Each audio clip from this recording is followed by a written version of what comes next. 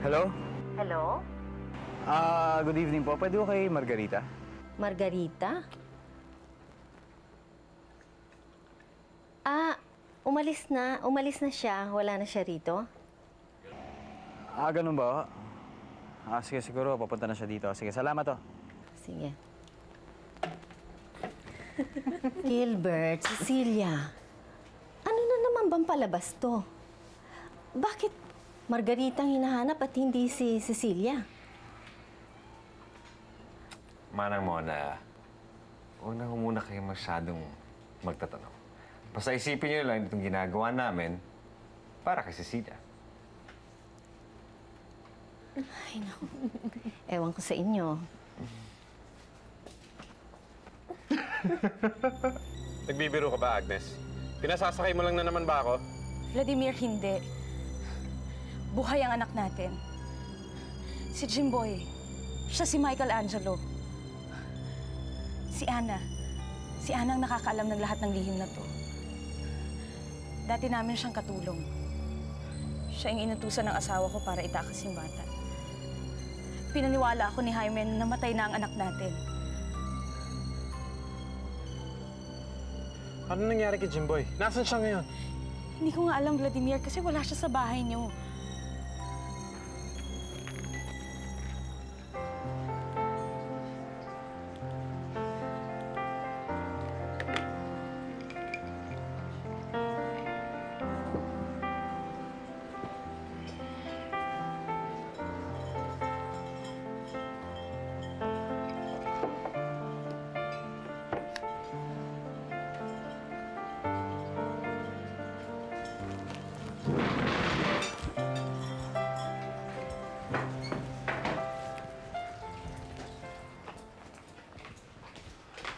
Dumating na ba si Ana?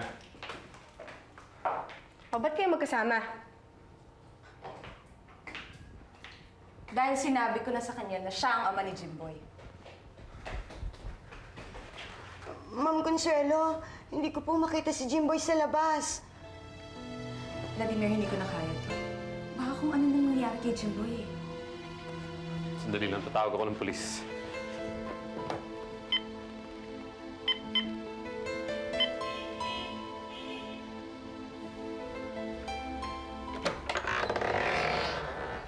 Carlos Miguel.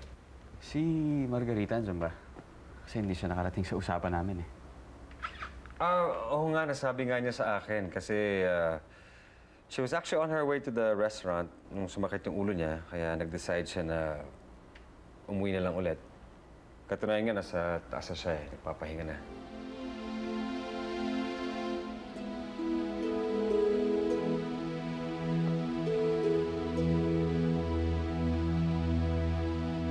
Alam mo ba, pinsan?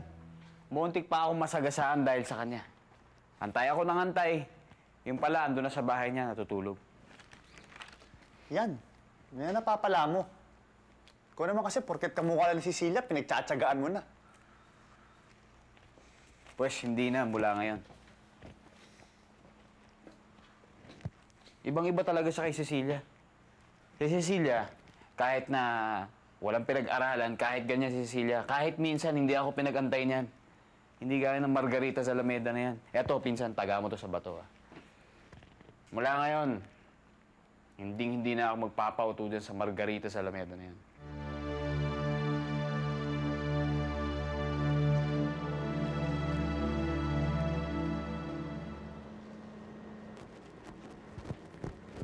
Papa! Sinasabi ko na nga ba eh. Paano mo ako nasundan dito? Alam mo kasi, pag mahal mo isang tao, kahit nawawala siya, mahahanap mo.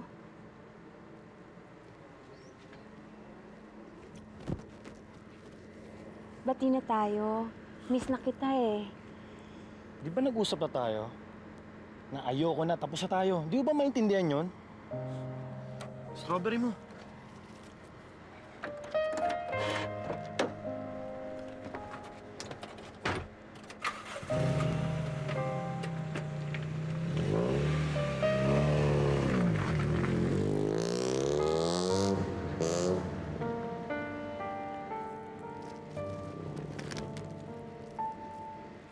worry. Once na makuha ng mga assistants ko ang lahat ng evidences, ipafile ko agad ang petition mo for annulment.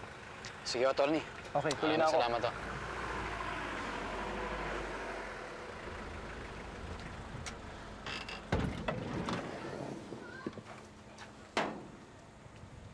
Hola, Carlos Miguel. Margarita?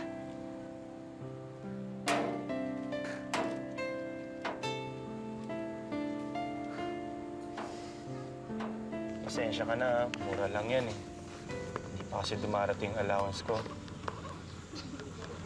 Pero kung ano may makikita mo dyan, totoo yun. Galing sa puso ko.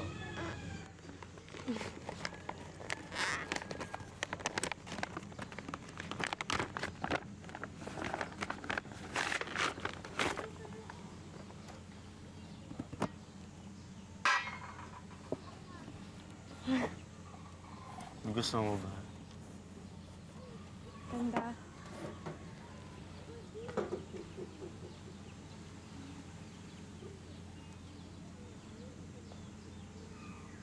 Sasha, I love you too.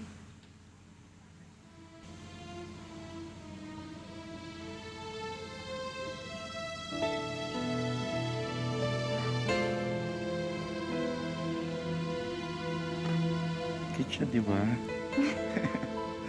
Kamukha kayo para siyang cute ko.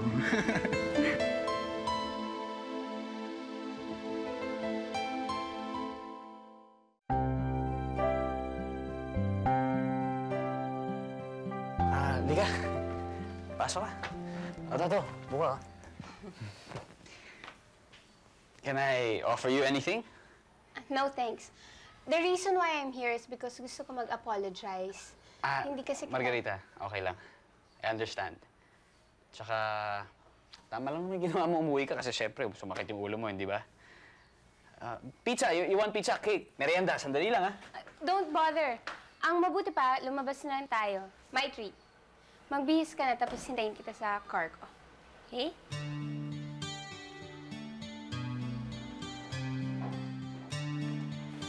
Ano ka naman ba, pinsan? Papauto ka na naman eh. Alam mo, hindi na papauto.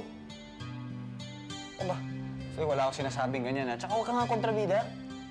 Sino man tangi hindi dyan kay Margarita, no?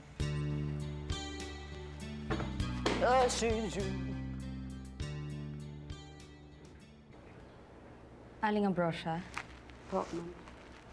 tumawag na ba yung mga pulis o kaya si Vladimir? Ma'am, hindi pa po.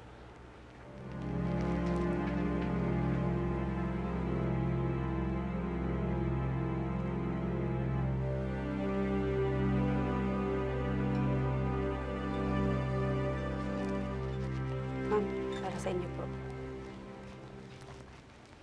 Hello? Hello, Tita Consuelo. Jimboy? Jimboy, Diyos ko, nasan ka?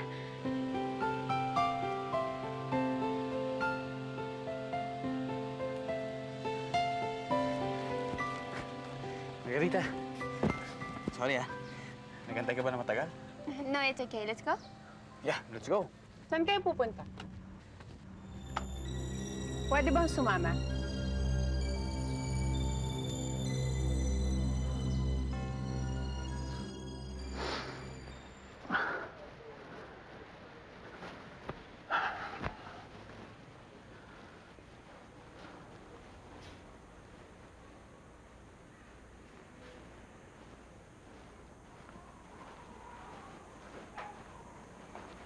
Hi, Ramon.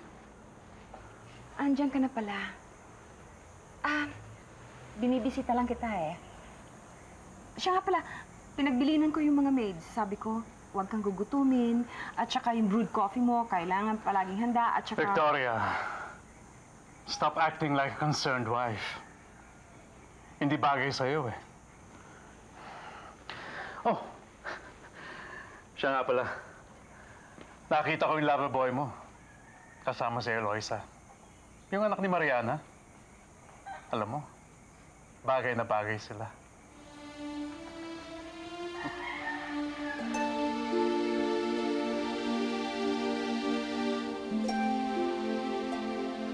Ikaw babae ka.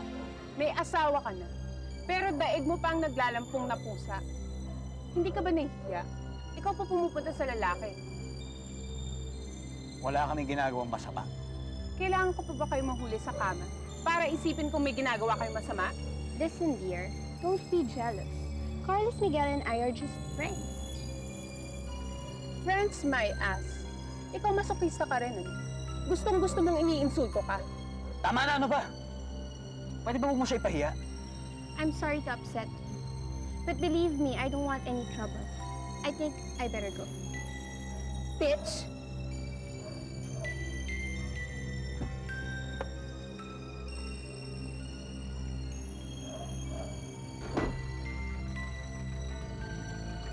Bitch! Pwede ba tama na, ha?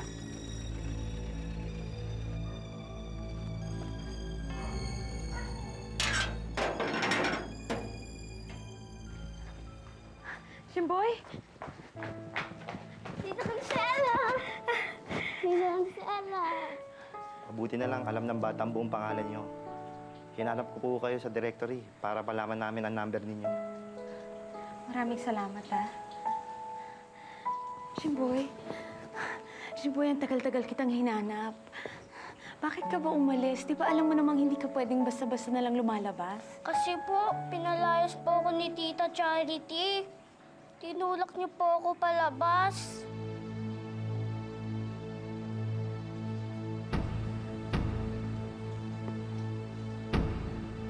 Lagi ba kayo nagkikita ng Margaritang yon? Lagi ka ba niyang pinupuntahan? Tama na, tama na! Napipikon na ako sa'yo, ha? Bakit? May nangyari na ba? May relasyon na ba kayo? Wala kang karapatan tanungin ako niyan, ha? Tanda mo yan. Bakit? Asawa mo pa rin ako. Sa papel, oo. Pero sinunog ko na yon. Kung pwede nga lang, tas hindi ang ginawa ko na, eh. Para lang mawala ka.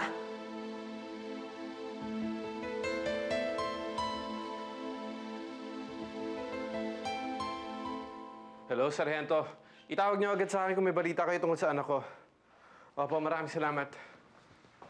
Hindi mo na naman kailangan pahanap sa Jimboy. Jimboy! O sige, tatawagan kita ha. Wala na dito yung buwisit na bata, kaya pwede na tayo maglakwatsa. Okay. Ano nangyari sa'yo? Saan ka nagpunta? Bakit hindi mo tanong sa asawa mo? Siya may kagagawan kung bakit lumayas ang bata.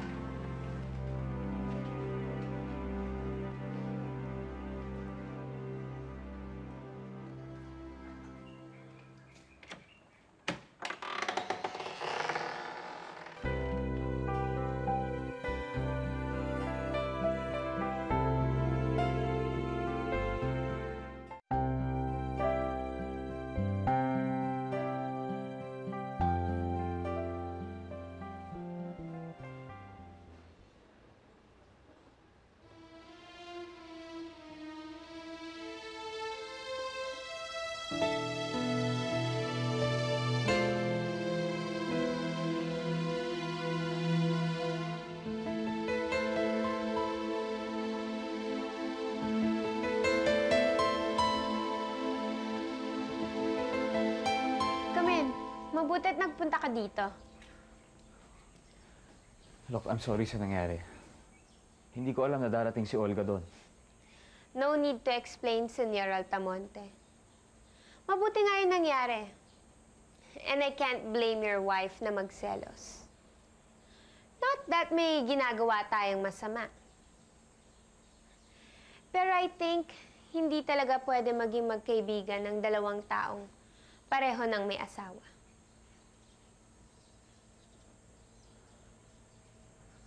Ano yung mo sabihin? Dapat siguro hindi na tayo magkita pa.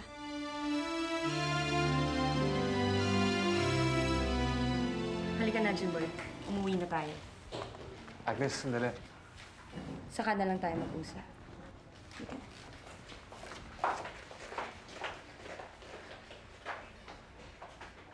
Anong ginawa mo kay Jimboy? Bakit lumayas ang bata? Kasalanan ko bang hindi ko gusto ang anak ni Consuelo? Hindi mo na sana'y dinama yung bata! Bakit hindi? Dahil sa kanya, lagi ko naiisip na kahit kailan hindi ko masolo ang pagmamahal mo. Saan ka pupunta? Hindi pa tayo tapos!